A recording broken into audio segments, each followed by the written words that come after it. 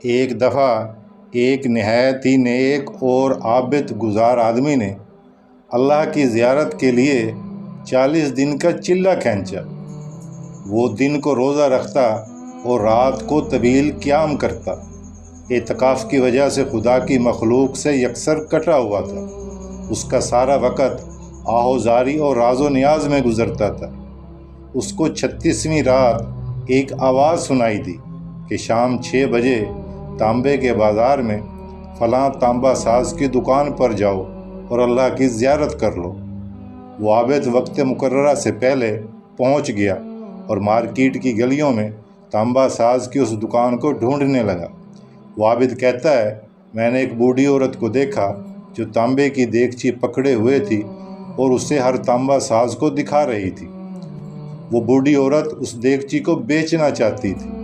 وہ جس تانبا ساز کو اپنی دیگچی دکھاتی، وہ تانبا ساز اسے تول کر کہتا کہ اس کے 4 ریال ملیں گے۔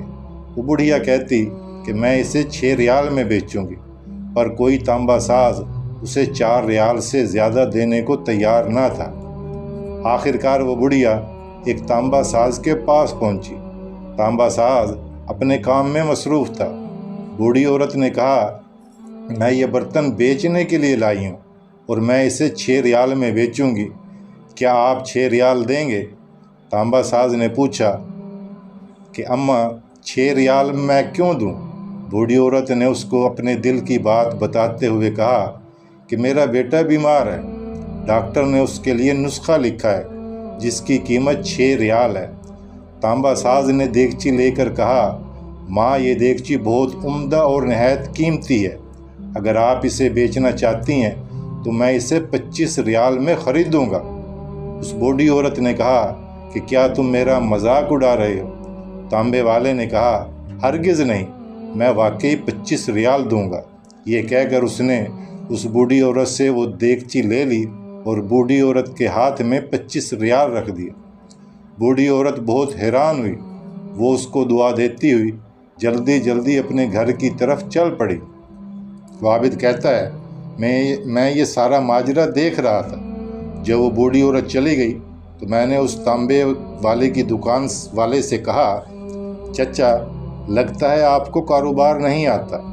بازار میں کم و بیش سبھی تانبے والے اس دیگچی کو تولتے تھے اور 4 ریال سے زیادہ کسی نے اس کی قیمت نہیں لگائی، اور آپ نے 25 ریال میں اسے خریدا۔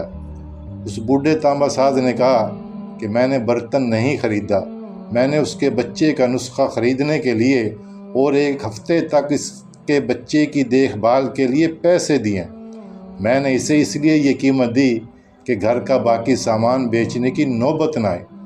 وہ عابد کہتا ہے کہ میں سوچ میں پڑ گیا، اتنے میں مجھے غیبی آواز سنائی دی کہ چلہ کشی سے کوئی میری زیارت کا شرف حاصل نہیں کر سکتا۔ گرے ہوئے لوگوں کو تھامو، غریبوں کا ہاتھ پکڑو، ہم خود تمہاری زیارت کو آ جائیں گے۔ اللہ اکبر، سبحان اللہ۔ اللہ تعالیٰ فرماتا ہے، وَهُوَ مَعَكُمْ أَيْنَمَا كُنْتُمْ، وہ تمہارے ساتھ ہوتا ہے جہاں بھی تم ہو۔ اللہ تعالیٰ ہم سب کو ایک دوسرے کی پیار سے، محبت سے احترام کرنے کی اللہ تعالیٰ ہم سب کو توفیق عطا فرمائے۔ اللہ تعالیٰ ہم سب کو معاشرے کے پسے ہوئے لوگوں کی مدد کا ذریعہ بنائے۔ بات اچھی لگی ہو تو آگے لازمی شیئر کریں۔